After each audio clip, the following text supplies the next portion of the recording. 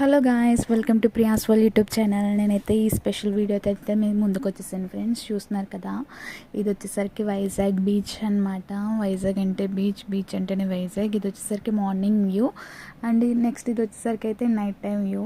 Morning view బాగుంటుంది, దానికన్నా కొంచెం ఎక్కువ నైట్ వ్యూ కూడా సూపర్గా ఉంటుంది. చూస్తున్నారు కదా, నైట్ టైం ఈ లైటింగ్స్తో చాలా అంటే చాలా బ్యూటిఫుల్గా ఉంది కదా ఆర్కే బీచ్. నాకైతే చాలా అంటే చాలా ఇష్టం వైజాగ్ అంటే.